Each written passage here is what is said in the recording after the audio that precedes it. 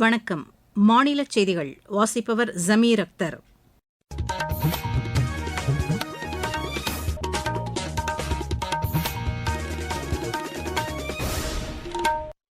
தலைப்புச் செய்திகள். பிரதமர் திரு நரேந்திர மோடி, பின்லாந்து அதிபர் திரு அலெக்சாண்டர் ஸ்டப் ஆகியோர் இன்று புதுதில்லியில் இருதரப்பு பேச்சுகள் நடத்துகின்றனர். தமிழகத்தில் 6 மாநிலங்களவை உறுப்பினர்களை தேர்ந்தெடுப்பதற்கான வேட்புமனு தாக்கல் இன்றுடன் நிறைவடைகிறது.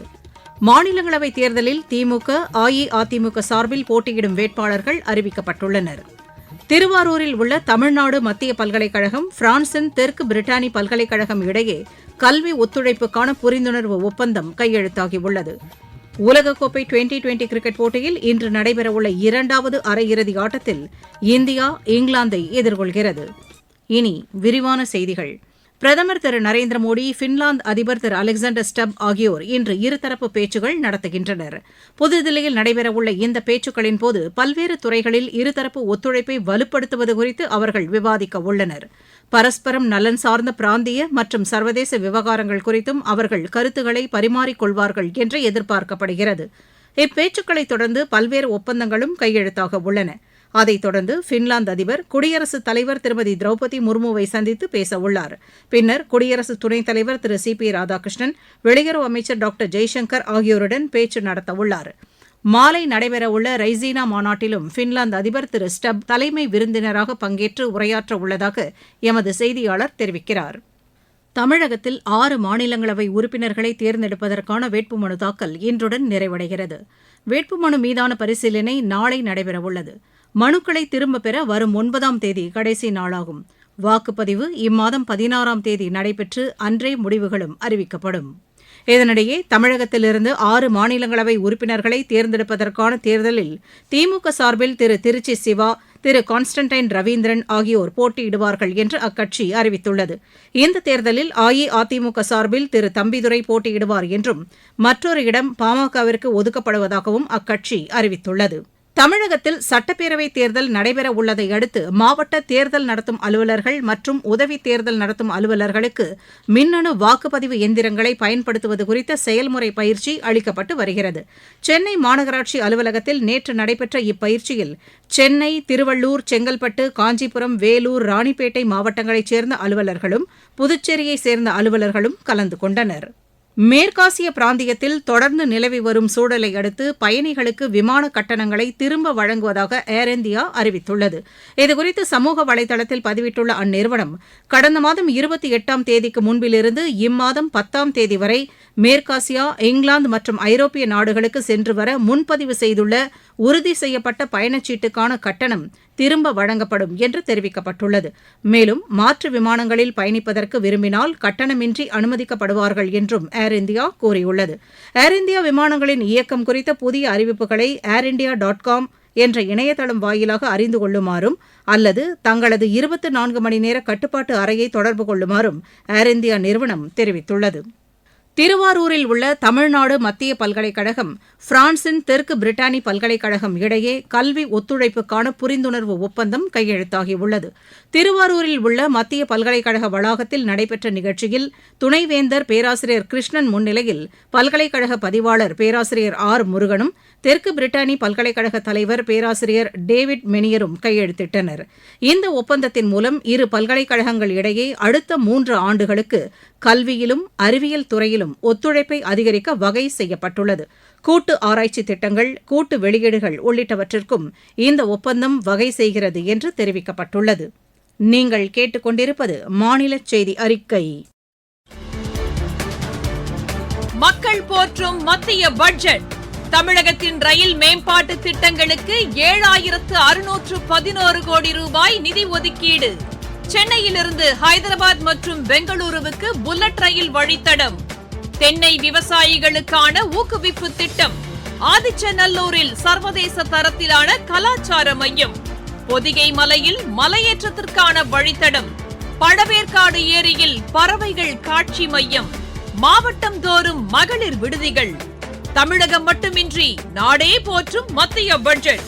வளர்ச்சியடைந்த இந்தியாவிற்கான பயணத்தில் மோடி அரசு. தொடரும் சீர்திருத்த நடவடிக்கைகள். பெண் குழந்தைகளின் நலனுக்காக செயல்படுத்தப்பட்டு வரும் மத்திய அரசின் செல்வ மகள் சேமிப்பு திட்டம் மக்களிடையே வரவேற்பை பெற்றுள்ளது. இத்திட்டம் தங்களுக்கு பெரும் பயனுள்ளதாக அமையும் என்று தூத்துக்குடி மாவட்ட பயனாளிகள் எமது செய்தியாளரிடம் தெரிவித்தனர். என் பேர் அம்பிகா. நான் தூத்துக்குடி அண்ணா நகர்ல இருந்து பேசுறேன். எனக்கு 2 பொண்ணுங்க. பெரிய பாப்பாக்கு 10 வயசு ஆகுது, சின்ன பாப்பாக்கு இப்பதான் 4 வயசு. மூத்த பொண்ணுக்கு இந்த மாதிரி திட்டம் இருக்குங்கிற விஷயம் எனக்கு தெரியாது.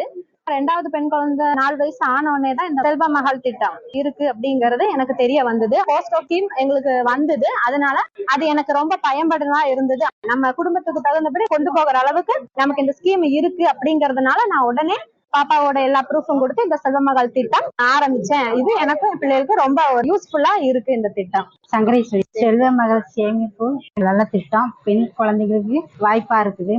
நம்ம சேமிப்பு கல்யாணத்துக்கு இது உதவிக்கணும். கொஞ்சம் கொஞ்சமா காசு சேர்த்தா அமௌண்ட் அதிகமா சேரும், நம்மளுக்கு வட்டி கொஞ்சம் அதிகமா ஏறும். ஒரு சேமிப்பா இருக்குது. நீலகிரி மாவட்டத்தில் வனப்பகுதிகளில் வறட்சி ஏற்பட்டுள்ள நிலையில் காட்டுத்தீ பரவ வாய்ப்புள்ளதால் அதை தடுப்பதற்கான விழிப்புணர்வு நிகழ்ச்சி நேற்று நடைபெற்றது. இதில் பள்ளி மாணவர்கள் கலந்து கொண்டு பயன்பெற்றதாக எமது செய்தியாளர் தெரிவிக்கிறார். நீலகிரி மாவட்டம் அதிகளவில் வனப்பகுதியை கொண்டுள்ளது. டிசம்பர், ஜனவரி, பிப்ரவரி மாதங்களில் ஏற்பட்ட உறைபனியால் இங்குள்ள வனப்பகுதிகள் வறண்டு காணப்படுகிறது. கடந்த சில நாட்களாக வெயிலின் தாக்கம் அதிகரித்து வரும் நிலையில் காட்டுத்தீ ஏற்படுவதை தடுக்க வனத்துறை சார்பில் தீத்தடுப்பு கோடுகள் அமைக்கும் பணி நடைபெற்று வருகிறது. தேசிய பசுமைப்படை சார்பில் மசனகுடி அருகே வாழைத்தோட்டத்தில் உள்ள மேல்நிலைப் பள்ளியில் விழிப்புணர்வு நிகழ்ச்சி நடத்தப்பட்டது.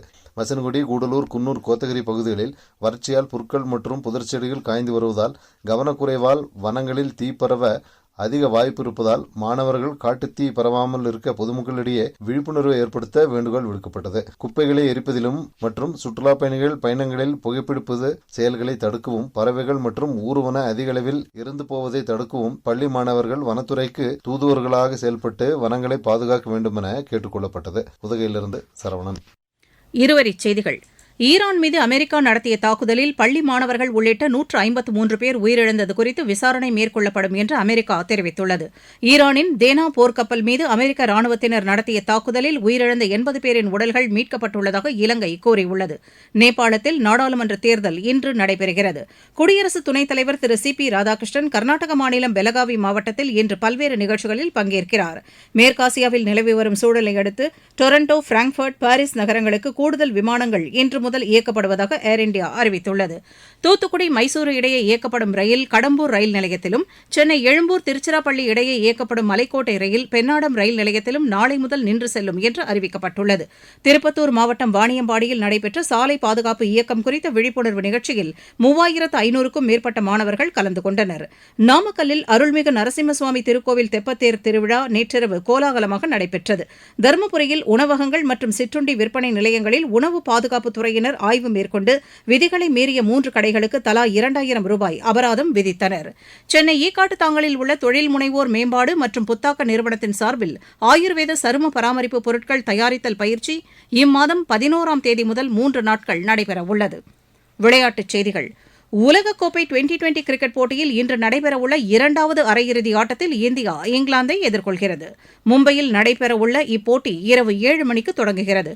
கொல்கத்தாவில் நேற்று நடைபெற்ற 1வது அரையிறுதிப் போட்டியில் நியூசிலாந்து அணி 9 விக்கெட் வித்தியாசத்தில் தென்னாப்பிரிக்க அணியை வென்று இறுதிப் போட்டிக்கு முன்னேறியது.